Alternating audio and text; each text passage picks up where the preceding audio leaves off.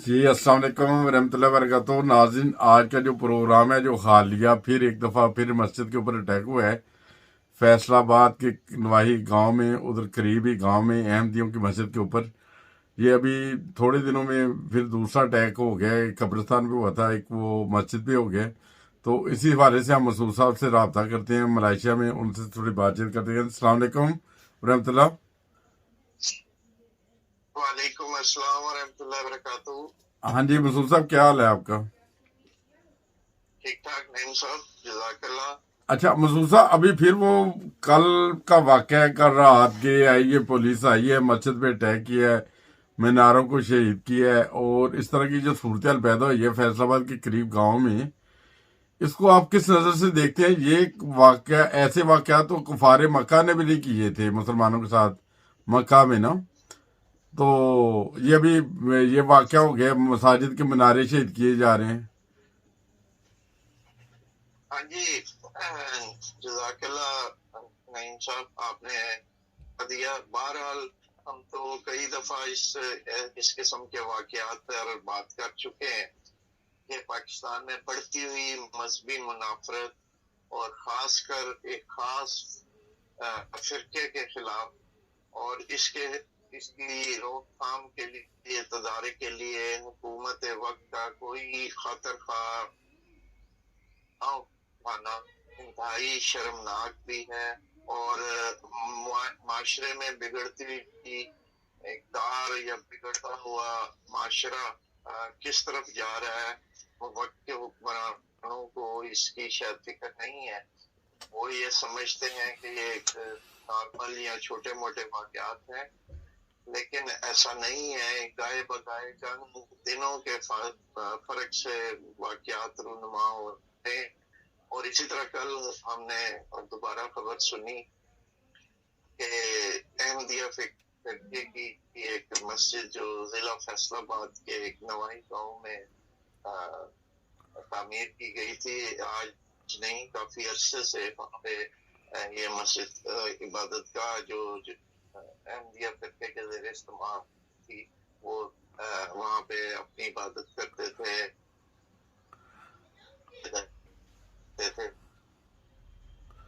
तो गुज़श्ता रात एक कशीदगी बढ़ने की वजह से इसमें कोई मौलवियों का या कोई मुखालफिन का जुलूस नहीं आया, बल्कि ये वहाँ की इंतजामिया यानी पुलिस ने ये कार्रवाई की कि लेट नाइट रात के 2-2:30 बजे वो आकर उन्होंने मस्जिद के मीनार मिस्मार किए गए। और ना सिर्फ मस्जिद के मीनार मिस्मार किए, बल्कि जो उसके ऊपर कलमा तैयबा था, ला इलाहा इल्लल्लाह मुहम्मद रसूलुल्लाह, उसको भी मिटाया गया।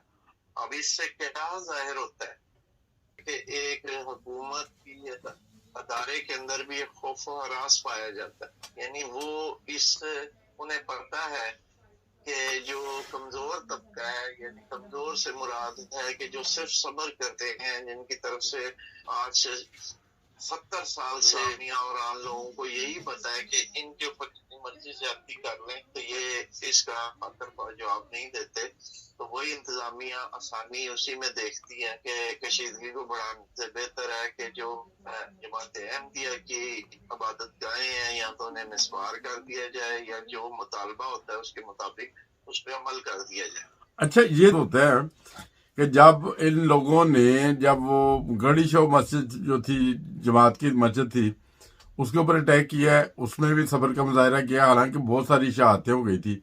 इसके साथ माल्टन मस्जिद पे अटैक किया है, फिर सब्र किया है, बहुत सारी शहादतें हो गई थी।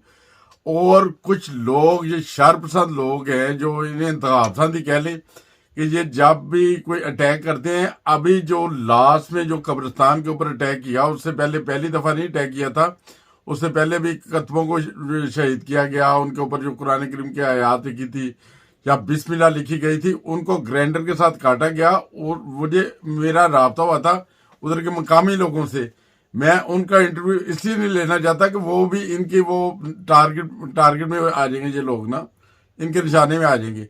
मगर बदकिस्मती ये है कि ये सब कुछ करने के बावजूद अच्छे मुसलमान हैं, और इस तरह के ये वाकयात बार बार हो रहे हैं। और जो हमारे जो मौजूदा वज़ीर आज़म हैं, जो कहते हैं कि रियासत मदीना اس کی بات کرتے ہیں, بار بار بات کرتے ہیں, اور ان کی طرف سے کوئی بھی مذمتی بیان کسی قسم کا نہیں آتا, نہ کوئی ان کی داد رسائی کی جاتی ہے احمدیوں اسی کی. طرح یہ ہے نعیم صاحب, یہ تو ہم آج سے نہیں دیکھ رہے, ایک لمبا عرصہ ہو گیا ہے, 50-60 سال ہو گئے ہیں کہ مسلسل ایک امتیازی سلوک کیا جا رہا ہے, ظلم کا نشانہ بنایا جا رہا ہے, اور زبردستی کے انسانی حقوق جو ہیں وہ ختم کیے جا رہے ہیں.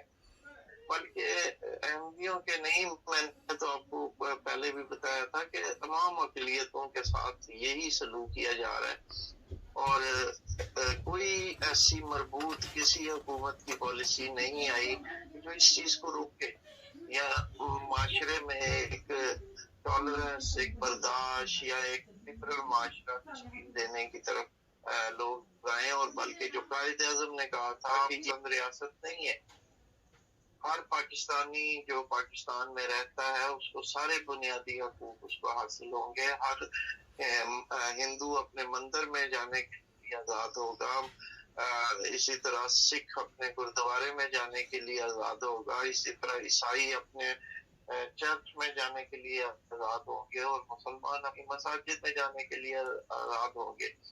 ریاست کو مذہب کے معاملات میں کوئی دلچسپی نہیں ہوگی. ریاست کا کام اپنے شہریوں کی فلاح و بہبود کے حوالے سے کام کرنا. ہم دیکھ رہے ہیں کہ انتہا پسندی, مذہبی انتہا پسندی بڑھتی جا رہی ہے, اور وہ انتہا تک پہنچ رہی ہے کہ جہاں قتل و غارت کو بھی جرم نہیں سمجھا جا رہا. ٹھیک ہے, قتل و غارت کو بھی جرم نہیں سمجھا جا رہا. صحیح بات ہے.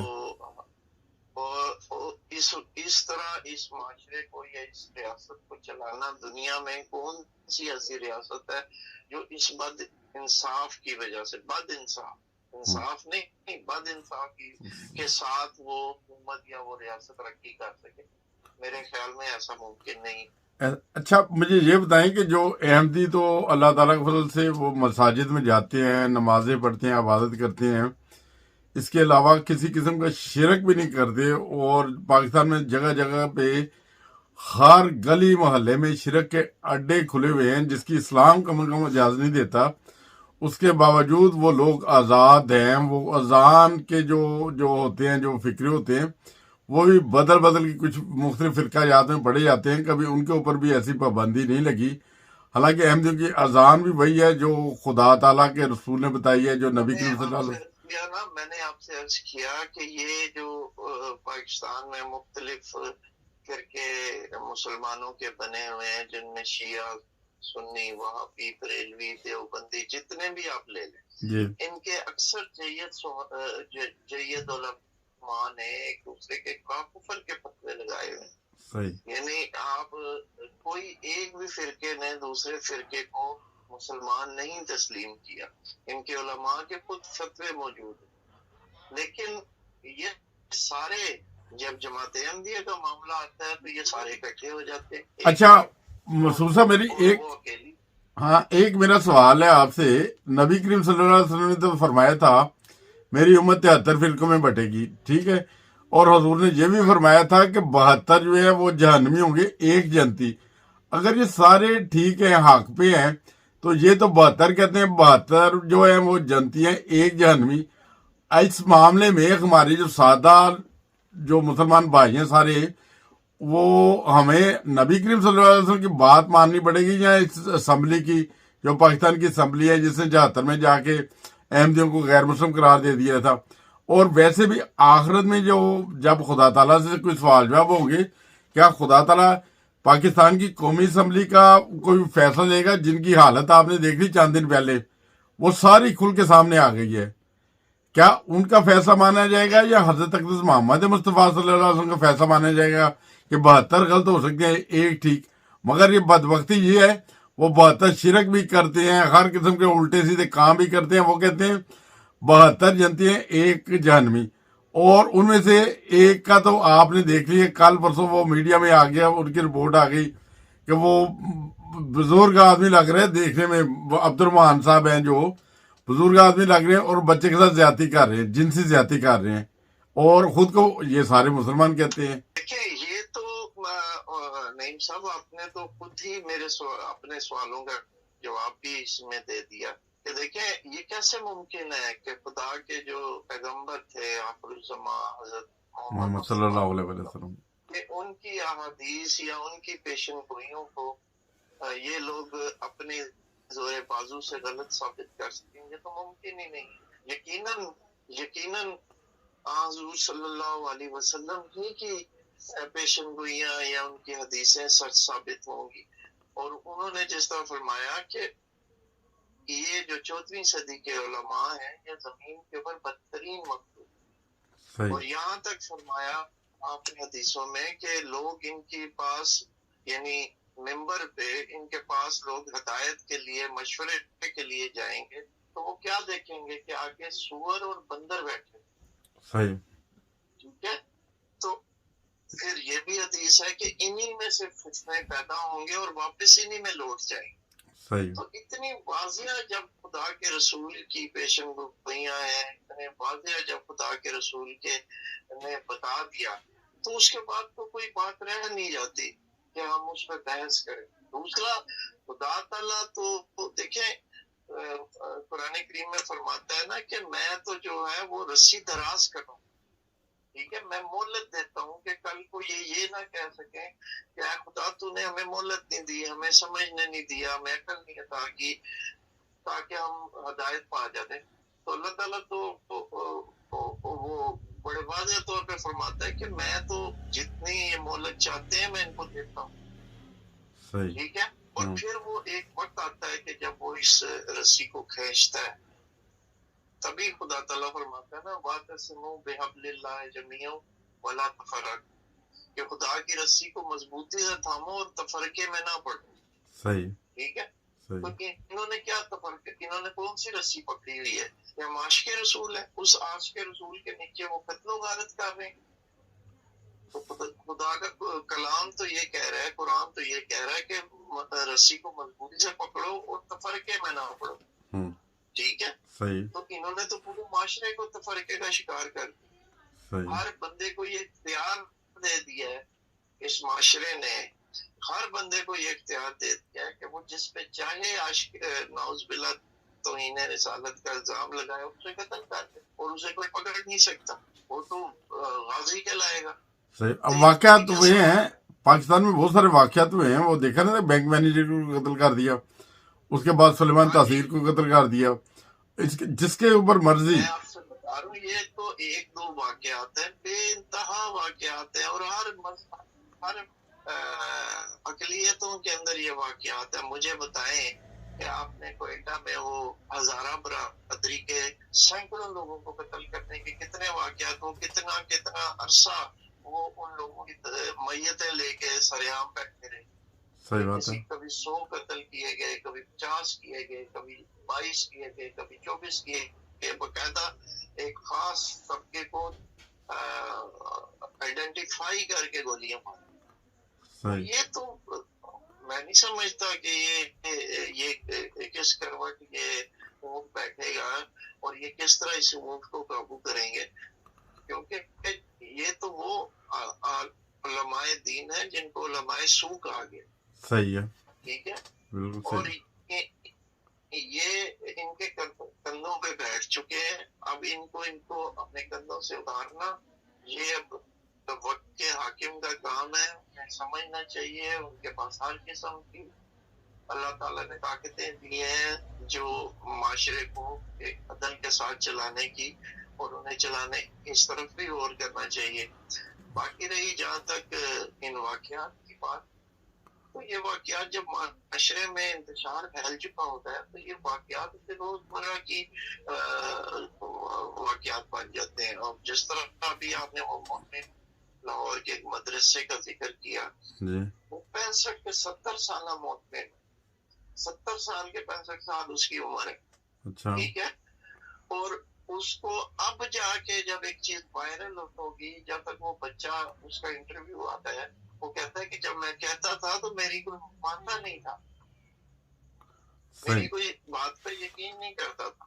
مجبوراً مجھے اس چیز کو ثابت کرنے کے لیے میں نے خود ویڈیو بنائی اور پھر میں نے وہ وائرل کی. صحیح. تو آج کر کے اس کی جو آرگنائزیشن کمیٹی ہے اس مدرسے کی, انہوں نے اس کو تحلیل کر دیا, ان کو برخاست کر دیا عہدے سے اور مدرسے سے نکال دیا گیا. تو اسی طرح کئی اور واقعات آئے دن. اچھا وہ مولوی صاحب اس کے باوجود, اچھا مسعود صاحب وہ مولوی صاحب بڑی دیدہ دلیری کے ساتھ جب ان کی ویڈیو وائرل ہوئی ہے, وہ میڈیا پہ آ کے کہہ رہے ہیں کہ دیکھیں اس ویڈیو کو دیکھ سکتے ہیں, اس میں ہل نہیں رہا. اور یار اس نے کیا ہلنی ہے؟ جو شادی شدہ لوگ ہیں وہ تو جانتے ہیں ایک انسان بھی ہلے تو کافی ہوتا ہے ایسے کام کے لیے نا. تو اس کے اندر یہ کیا ثبوت کیا دے رہے ہیں, پھر اس کے بعد قسمیں کھا رہے ہیں. وہ قرآن کریم کی نعوذ باللہ اللہ تعالیٰ رحم کرے, وہ قسمیں کھا رہے ہیں وہ جیسی حرکت کی ہے, اور اس میں وہ ثبوت یہ دے رہے ہیں میں ہل نہیں رہا, مجھے دیکھیں. یقین مانے ان کی ویڈیو دیکھیں وہ ہل بھی رہے ہیں, وہ جتنا اس کے لیے اس کام کے لیے مناسب ہلنا ہوتا ہے اس سے زیادہ ہل رہے ہیں, بلکہ اس کو بھی ہلا رہے ہیں. ٹھیک ہے, اور ثبوت کیا پیش کر رہے ہیں کہ یہ معاملہ ہو گیا ہے. اس کے بعد اسے شرم نہیں آئی, کم از کم دوسری دفعہ تو میڈیا میں نہ آئے. سر اس دور کے جو علماء ہیں جی ان کے بارے میں بیشتر وقت کے انبیاء کے دور میں اس دور کے علماء سے پناہ مانگی گئی کہ اللہ تعالیٰ ہم تیری پناہ میں آتے ہیں کہ ہمیں کبھی کہیں ہمیں ان علماء میں سے نہ بنائیے جو زمین کے اوپر بدترین مخلوق ہوں گے. اور اس کی بدترین مخلوق ہونے کی وجہ کیا ہے؟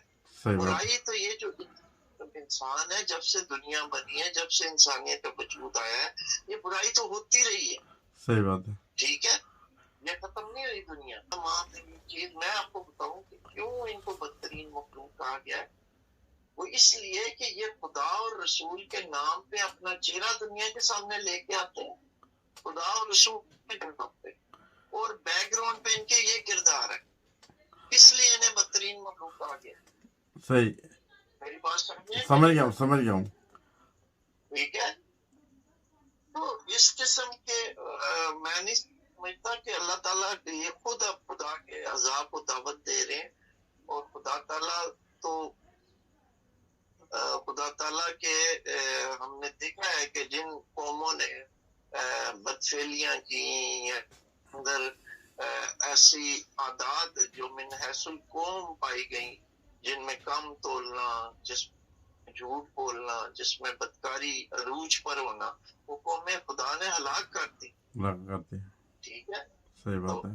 بس خوف کھانا چاہیے ایسے وقت سے کہ جب خدا کا غضب جو ہے وہ بڑھ کے اور یہ اس کا شکار ہو.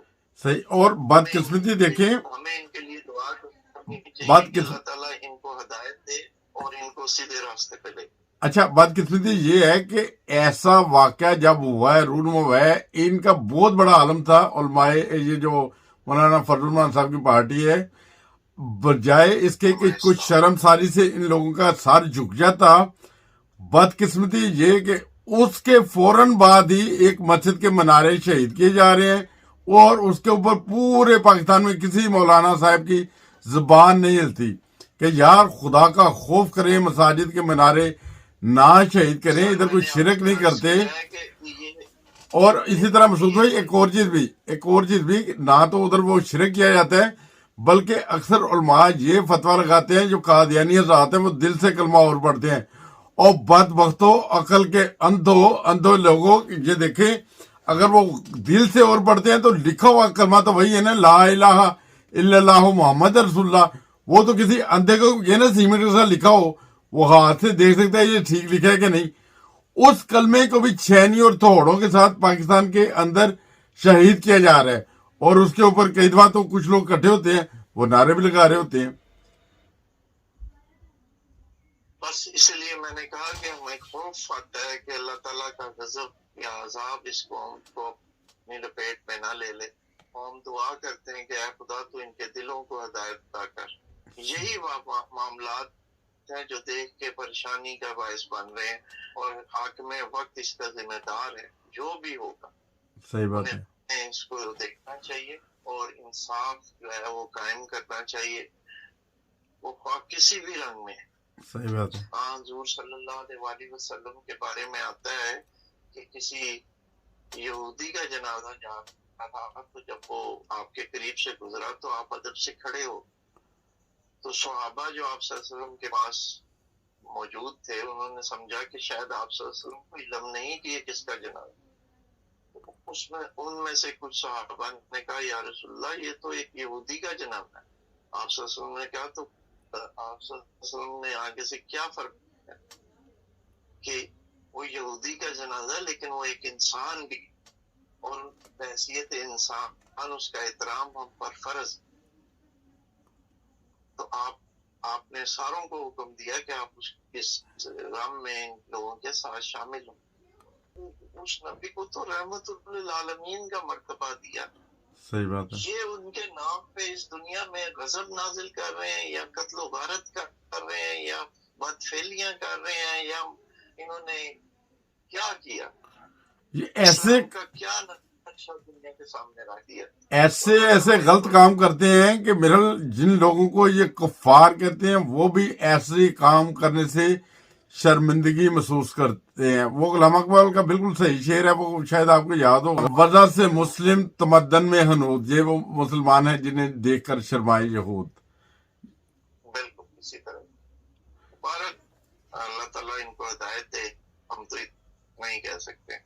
صحیح، بہت شکریہ، جزاک اللہ مسعود صاحب، آپ نے ایک ٹائم دیا قیمتی وقت میں سے اپنے، تو انشاءاللہ تعالیٰ نیکسٹ پروگرام میں پھر ملیں گے۔ بہت شکریہ، جزاک اللہ، جزاک اللہ، بہت شکریہ۔ السلام علیکم ورحمۃ اللہ۔